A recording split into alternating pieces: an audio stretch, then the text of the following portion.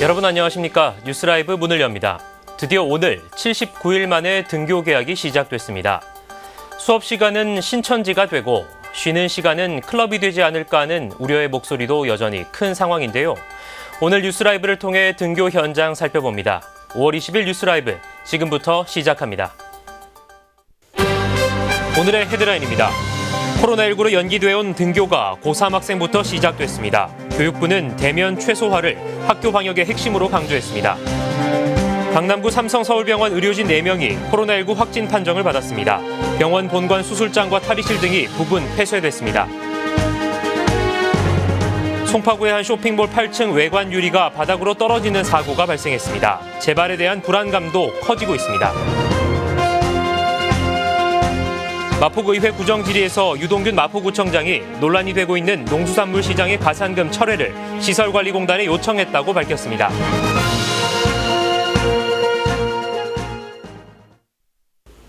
코로나19 확산으로 개학이 거듭 연기됐지만 오늘부터 고3 학생들을 시작으로 순차적으로 등교합니다.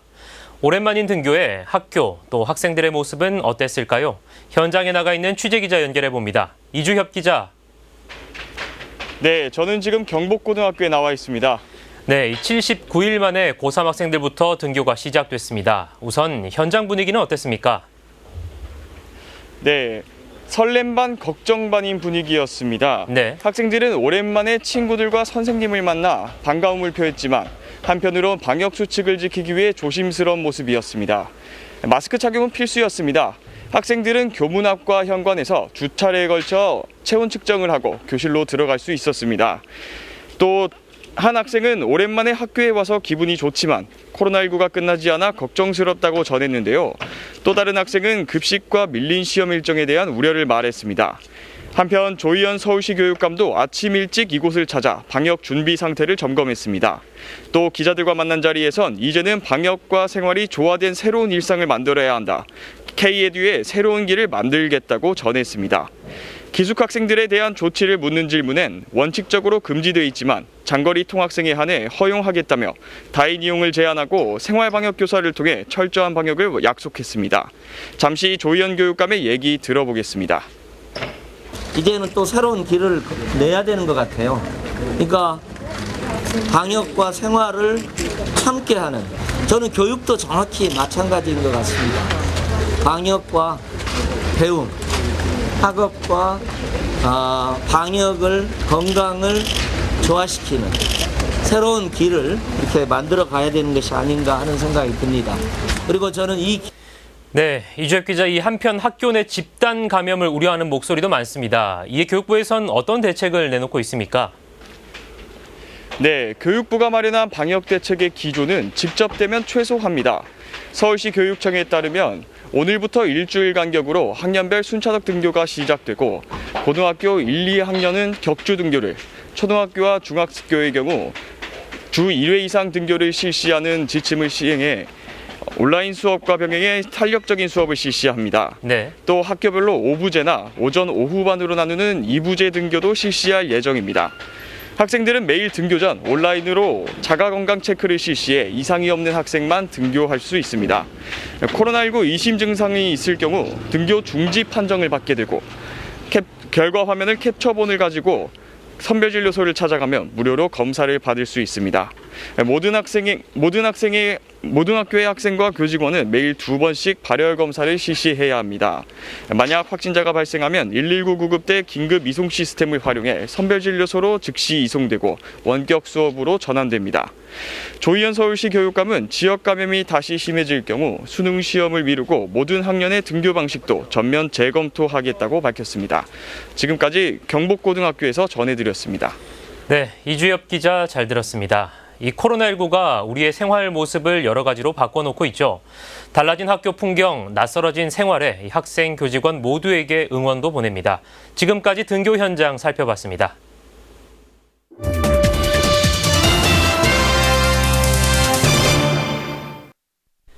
강남구 삼성서울병원에서 근무하는 간호사 4명이 코로나19 확진자로 판명됐습니다.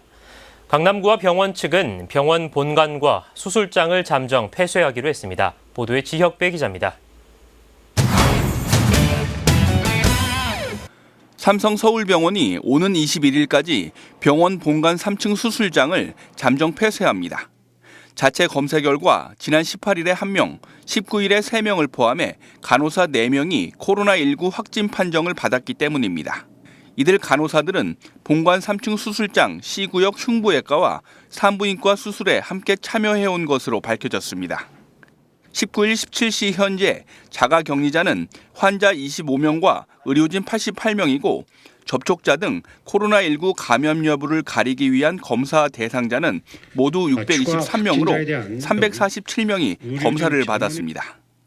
추가 확진자에 대한 역학조사 결과에 따라서 자가격리자와 검사 대상자는 더 늘어날 것으로 예상됩니다. 강남구는 3층 수술장 소속 직원과 파견 직원 등 의료진 전원에 대해 검사를 확대하고 서울시 역학조사관과 합동으로 추가 확진자 3명에 대한 정밀 역학조사를 벌여 최초 감염원을 밝혀내는 데 주력하기로 했습니다. 삼성서울병원은 21일까지 신규 입원 환자를 받지 않는 대신 외래 환자 진료는 진행하기로 했습니다. 딜라이브 서울 경기 케이블 TV 지역부입니다. 학생들의 등교는 시작됐는데 여전히 지역 감염은 끊이지 않고 있습니다. 이 경로를 확인할 수 없는 대형 병원 감염과 이태원 클럽발 감염 또한 여전히 이어지고 있습니다. 취재기자 연결해 얘기 나눠보도록 하겠습니다. 이승준 기자. 네, 보도국입니다. 네, 앞서 삼성서울병원 상황 알아봤는데 추가적으로 들어온 내용 있습니까? 네, 박원순 서울시장에 따르면 양성 판정을 받은 간호사 4명과 접촉한 121명 중 현재 81명이 음성 판정을 받았습니다. 예. 나머지 인원에 대한 검사 결과는 오전 중으로 발표될 예정입니다. 접촉된 인원 외에 병원 전체에 머물렀던 828명에 대한 포괄적인 검사도 진행됐는데요. 이 또한 검사 결과가 오전 중으로 발표됩니다. 한편 대형 병원에서 코로나19 확진자가 발생하면서 병원에 대한 코호트 격리 가능성이 제기됐지만 서울시는 아직 병원 전체를 격리할 필요는 없고 통제할 수 있는 수준의 상황이라고 밝혔습니다. 네, 그런데 지역 곳곳에서 산발적인 감염도 끊이지 않고 있죠? 네, 그렇습니다. 삼성서울병원뿐만 아니라 용인 강남병원에서도 확진자가 나왔습니다. 두 곳 모두 확진자의 감염 경로가 오리무중이어서 방역당국이 촉각을 세우고 있습니다. 예. 주춤하던 이태원 클럽발 집단 감염도 계속 이어지고 있습니다. 19일 확진된 영등포구 직업전문학교 학생은 클럽발 3차 감염자로 추정되고 있습니다. 해당 학교 재학생 수는 600여 명으로 알려졌습니다. 또한 클럽 방문 후 확진된 인천 학원 강사를 통한 감염자가 계속해서 늘어나고 있습니다. 이 학원 강사가 가르쳤던 과외 학생에 이어 해당 학생의 다른 과외 교사가 감염됐고 학원 수강생들과 동료 교사까지 감염됐습니다. 또 학원 강사와 2차 감염자 등이 이용한 코인 노래방과 택시에서도 확진자가 나온 상태입니다. 네, 마지막으로 오늘 코로나19 현황도 함께 살펴보죠. 얼마나 늘었습니까? 질병관리본부는 20일 0시 기준 전국 누적 확진자 수는 전날보다 32명 늘어 11,110명으로 집계됐다고 밝혔습니다. 예. 지역 감염이 24명, 해외 유입이 8명입니다. 사망자는 추가 발생하지 않았습니다. 지금까지 보도국에서 전해드렸습니다. 네, 이승준 기자 잘 들었습니다. 지금까지 코로나19 상황 살펴봤습니다.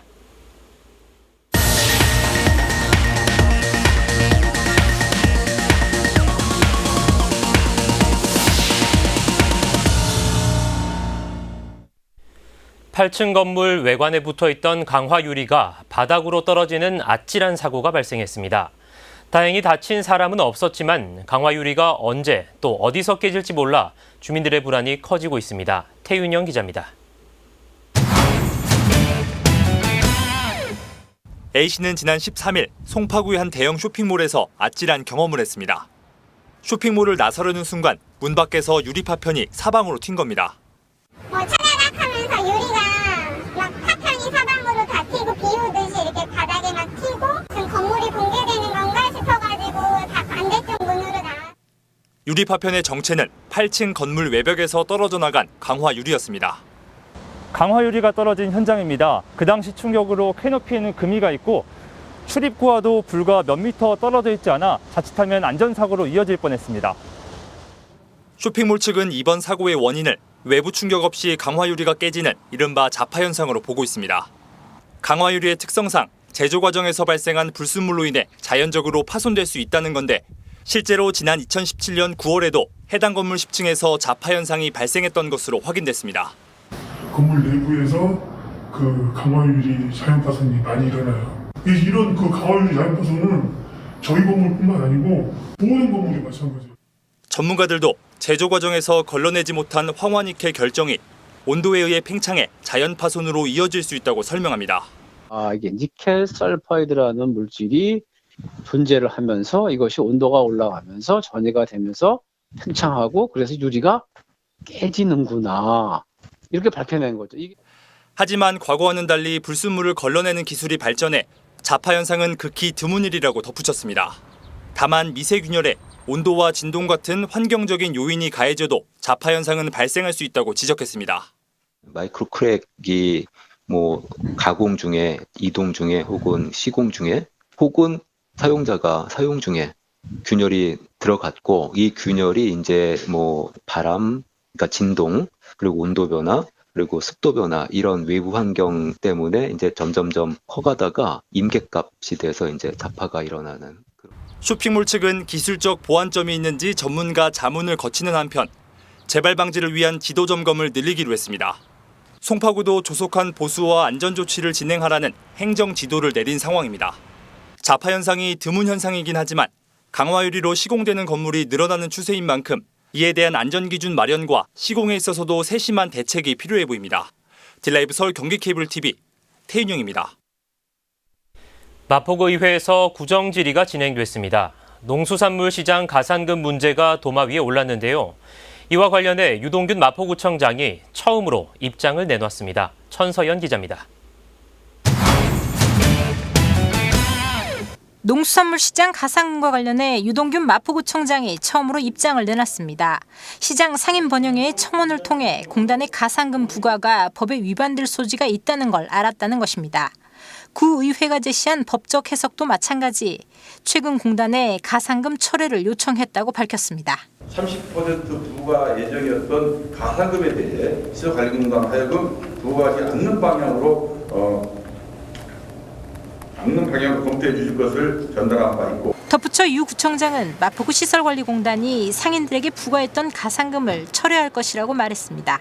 제가 알기로는 그렇게 검토가 되어서 그렇게 할 것으로 알고 있다는 말씀으로. 관련해 이민석 의원은 마포구 시설관리공단에 공식 사과를 요청했습니다. 임대료 갈등부터 가산금 부과 논란까지 공단이 상인들을 배려할 의사 없이 단순히 재정 돌보기에만 급급했다는 것입니다. 마포구 시설관리공단 이충기 이사장께서는 농수산물 시장 상인들에게 진심 어린 사과를 해주시기 바랍니다. 만일 그렇지 않다면 이번 일에 대한 책임을 반드시 물을 것입니다. 한편 농수산물 시장 가산금 철회와 관련해 당사자인 마포구 시설관리공단의 공식 입장은 아직까지 나오고 있지 않은 상태입니다. 딜라이브 서울경기 케이블TV 천선입니다. 지난주부터 모든 국민을 대상으로 이 긴급 재난지원금이 지급되고 있습니다. 이 지급된 돈은 모두 8월 31일까지 사용해야 하는데요. 헷갈리는 재난지원금 사용처, 어디에서 쓸 수 있는지 박용 기자가 정리했습니다. 4인 가족 기준으로 최대 100만 원까지 지급되는 긴급 재난지원금. 개인 카드나 선불카드 또는 지역상품권으로 재난지원금을 받을 수 있습니다. 개인 카드나 선불카드의 경우 물건을 사고 해당 카드로 결제하면 우선적으로 재난지원금에서 결제 금액이 차감됩니다. 이번에 지급되는 재난지원금은 모두 8월 31일까지 사용해야 합니다. 잔액은 환급이 불가능합니다. 다만 지역상품권으로 재난지원금을 받았을 경우 모바일 상품권은 8월 31일까지 모두 사용해야 하지만 종이상품권은 법령에 따라 사용기한이 5년 이내입니다. 그렇다면 재난지원금이 사용 가능한 곳은 어딜까? 연매출과 상관없이 동네 마트와 주유소, 식당, 병원, 미용실과 학원 등 카드 결제가 가능한 모든 곳에서 사용이 가능합니다. 하지만 재난지원금 사용이 제한되는 곳도 있습니다. 일단 대형마트와 백화점, 그리고 하이마트와 같은 대형 전자 판매점에서는 결제가 안 됩니다. 그러나 현재 논란이 있는 이케아의 경우 법령상 가구 전문점으로 분류돼 있어 해당 지역 거주자들은 재난지원금 사용이 가능합니다. 또 백화점이나 대형마트에 입점한 임대 매장의 경우 백화점 소속이 아니라 자리만 빌려 영업을 하는 방식이기 때문에 재난지원금 사용이 가능합니다. 기본적으로 쿠팡과 같은 온라인 업체나 배달 앱에서도 재난지원금 사용이 불가능합니다. 다만 배달 앱에서 주문을 했을 경우 현장 결제 방식을 선택해 직접 배달원을 만나 카드로 계산하면 재난지원금을 쓸 수 있습니다. 한편 재난지원금은 사용지역 제한이 있습니다. 거주지가 서대문구인 경우 서울 어디에서나 사용이 가능하지만 경기도에서는 사용이 불가능합니다. 반대로 고양시민은 경기도 내에서만 사용이 가능합니다. 이처럼 지역 제한이 있다 보니까 프랜차이즈의 경우 직영점과 가맹점 여부에 따라 사용처가 달라집니다. 대부분 가맹점으로 등록돼 있는 편의점이나 치킨집의 경우 해당 지역에서 재난지원금 사용이 가능합니다. 하지만 100% 직영점으로 운영되는 스타벅스의 경우 본사 주소가 서울시로 돼 있어 서울시 거주자만 이곳에서 재난지원금을 쓸 수 있습니다. 쉽게 말해 직영점의 경우 본사 주소지에 따라 해당 거주자만 사용이 가능합니다. 가맹점인지 직영점인지에 대한 정보는 카드사 홈페이지에서 확인할 수 있습니다. 딜라이브 서울 경기 케이블 TV 박용입니다. 구로구의회가 올해 공무국외 출장비로 책정된 예산을 전액 반납키로 했습니다. 의회는 최근 의원 전체의 뜻을 모아 9,500여만 원의 국외 출장비를 코로나19 극복을 위해 사용하기로 결정했다고 밝혔습니다. 아울러 집행부에 이 반납 예산이 지역경제 활성화와 취약계층 그리고 소상공인 지원에 사용될 수 있도록 요청했다고 덧붙였습니다. 서울시가 차로를 줄이고 보행로는 넓히는 이른바 걷기 좋은 도시 조성 사업을 추진하고 있습니다. 퇴계로에 이어 세종대로도 공사를 앞두고 있는데요. 광화문 사거리부터 서울역까지 이어지는 구간을 프랑스 샹젤리제처럼 만든다는 계획입니다. 보도에 이주협 기자입니다. 넓고 곱게 뻗은 도로, 서울의 중심도로인 세종대로입니다. 공공기관과 기업들이 몰려있고 관광객도 많이 찾아 차량과 사람의 이동이 많은 지역입니다. 서울시는 왕복 12차로인 세종대로의 차로를 축소하고 보행로를 넓히는 사업을 추진 중입니다. 보행자 중심의 환경을 만들어 시민들을 위한 문화와 휴식의 공간으로 탈바꿈시키겠다는 겁니다. 서울시가 진행하는 도로공간 재편 사업의 하나로 세종대로 사거리부터 서울역 교차로까지 1.5km 구간에 걸쳐 녹지가 조성되고 자전거 도로도 새롭게 만들어집니다. 대한문합 역사문화광장도 6m 이상 넓어져 다양한 역사문화 행사의 장으로 이용될 예정입니다. 도로의 그 교통만 대책이 세워진다면 다 우회를 더 시키고 또 교통량이 줄어든다면 저희 사는 주민들로서 나무도 좀 심고 쉬는 공간이 좀 생기면 바람직한 거죠. 또 보행로가 좁았던 숭례문 주변에 둘레길이 생기고 남대문 시장으로 이어지는 횡단보도를 만들어 접근성을 더 높이겠다는 계획입니다. 보행로가 조성되면 북창동과 남대문 시장 상권에도 보탬이 될 거라 보고 있습니다. 저기 보도가 넓은 쪽이 있고 좁은 쪽이 있고 그래요. 좁은 부분 위주로 이제 더 넓히거든요, 보행로를. 네네. 그리고 환경을 좋게 하고 이제 이용자가 편리하고 그 상인분들이나 그분들도 심하게 반대를 안 하고 그러는 거겠죠. 서울시는 이달 내로 업체를 선정하고 다음 달부터 공사에 들어간다고 밝혔습니다. 현재 퇴계로의 차로 축소 작업이 진행 중이며 앞으로 을지로와 충무로, 창경궁로에도 사업을 추진할 계획입니다. 딜라이브 서울경기 케이블 TV 이주협입니다. 세종대로 차로 축소 내용 함께 살펴봤습니다. 시민들을 위한 공간 조성, 또 지역 상권 회복이라는 취지는 좋은데 인근 주민들이 우려하는 교통 혼잡과 집회 시위에 대한 뚜렷한 해결책은 여전히 내놓지 못하고 있습니다. 또 인근 주민들은 이 사업에 대해 모르고 있거나 갑자기 시작된 도로공사에 황당하다는 입장도 나오고 있습니다. 계속해서 이주협 기자입니다. 시원하게 달리는 반대편 차로와는 다르게 한쪽 차로만 차량이 길게 늘어섰습니다. 차로 축소 공사가 진행 중인 퇴계로입니다. 인근 상인은 보름 전부터 갑자기 차로를 막고 공사가 시작됐다고 말합니다. 지금 너무나 불편한데도 이게 왜 이렇게 하는지 진짜 이해가 되지 않아요. 서울시는 주민 설명회를 통해 사전에 소통했다고 주장했지만 정작 지역 주민들은 몰랐다는 입장입니다. 세종대로 인근 상인들도 마찬가지입니다.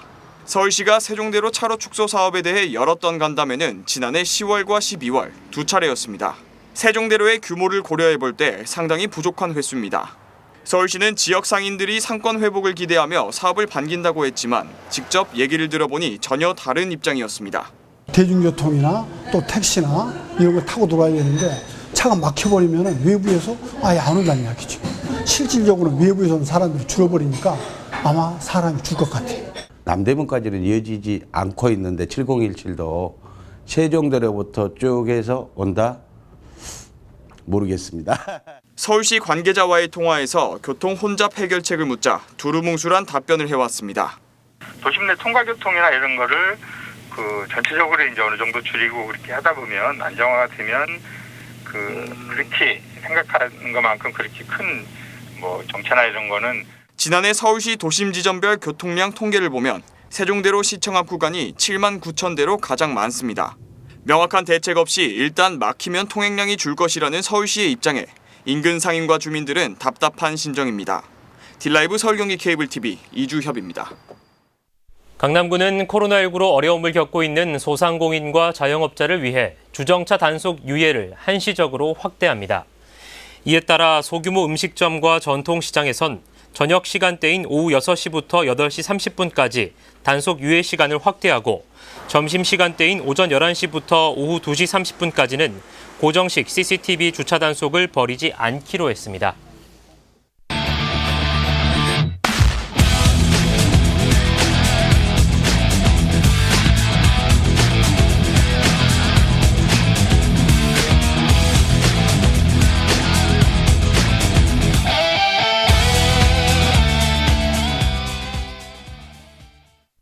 잡힐 듯 잡히지 않는 코로나19, 클럽에 이어 병원까지 삼성 서울병원 확진자 4명 중 2명은 무증상 확진자라고 하는데요. 대형 병원의 의료진이 감염된 사실 자체도 우려스럽지만 감염 경로가 분명치 않다는 것 더 큰 우려를 낳고 있습니다. 뉴스라이브 마칩니다. 시청해 주셔서 고맙습니다.